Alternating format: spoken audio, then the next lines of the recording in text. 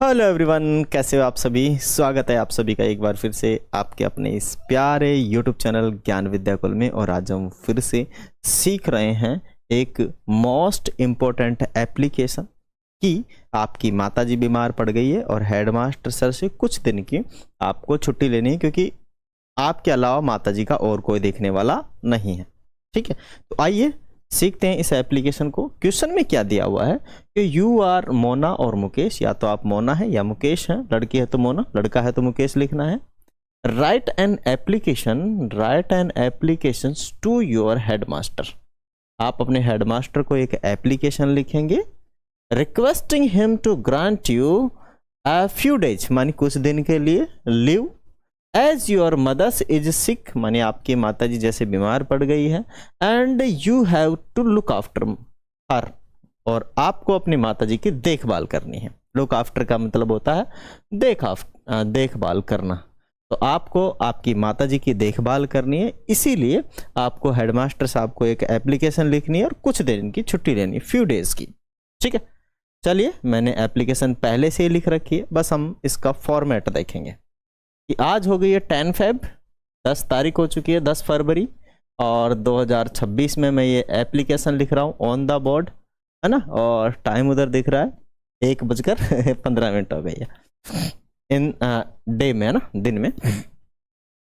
Date आएगी सबसे पहले वाला जो परफॉर्मा था ना, फॉर्मेट था, वो छूट गया आजकल नया फॉर्मेट आ चुका है एप्लीकेशन लिखने का भी। तो format the headmaster government upper primary school Kota की है ये। आप चाहे तो अपने स्कूल का नाम लिखेंगे, एड्रेस नीचे लिखेंगे, यहाँ लिखेंगे सर, फिर लिखेंगे respectfully I beg to say that. पहले मैं इसको इंग्लिश में पढ़ूंगा, आफ्टर दैट उसके बाद मैं आपको एक एक मीनिंग बताऊंगा, फिर उसके बाद अर्थ बताऊंगा कि क्या लिखना है अपने को। कि ये लाइन जो है यहाँ तक की तो सबके अंदर आती है ना, ये लाइन सब में मेंशन करनी है, और कितनी भी एप्लीकेशन हो सबके अंदर। My mother has been ill for 2 days, मानी 2 दिन से मेरी जो मेरी माता जी है वो बीमार है। I have to look after her, so I am unable to come to school from 10 Feb to 13 February. Would you grant me leave for 6 days, मतलब 6 दिन का इसमें मेंशन कर लेना है, जितना भी है 6 days 4 days 2 days आप चेंज कर सकते हैं, जितनी आपको छुट्टी चाहिए।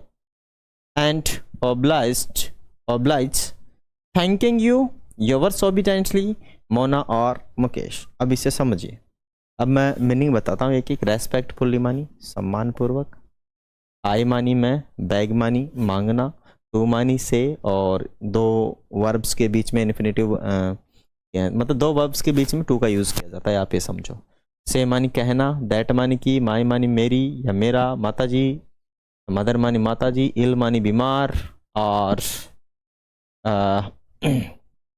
डेज मानी दिन हो गया। लुक आफ्टर का मतलब होता है देखभाल करना, और अनेबल का मतलब मैं योग्य नहीं हूँ या फिर इस लायक नहीं हूँ, या फिर मतलब अनेबल का मतलब आने योग्य नहीं हूँ, समझो।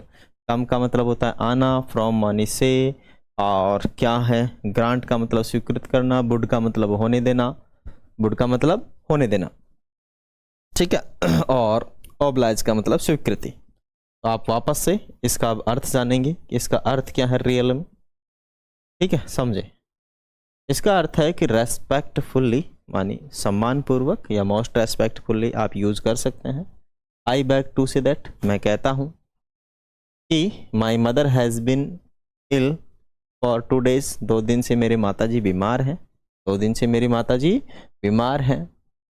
आई have to look after her, मतलब मुझे उनकी देखभाल करनी है, मुझे उनकी क्या करनी है, देखभाल करनी है। So I am unable to come to school, मैं स्कूल आने के योग्य नहीं हूँ। कब से, फ्रॉम 10 February टू 23rd या जो भी है, ठीक है, लिख सकते हैं 18 Feb तक, 18 Feb तक, फरवरी तक।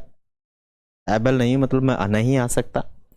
Would you grant me leave for 6 days, कृपया मुझे 6 दिन की छुट्टी स्वीकृत करें, ग्रांट करें, और ऑब्लाइज का मतलब है स्वीकृति दें।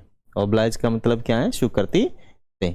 आगे हो गया थैंकिंग यू, योवर्स ओबीडियंटली, यानी आपका बहुत बहुत धन्यवाद, आपका आज्ञाकारी, और Monaya Mukesh. It's a simple and little not more big applications. You can write easily on your examinations without any hesitation. I think you are the understood of this application very well, and thank you. Thanks for watching. Jai Hind, and write down in your notebook. Capture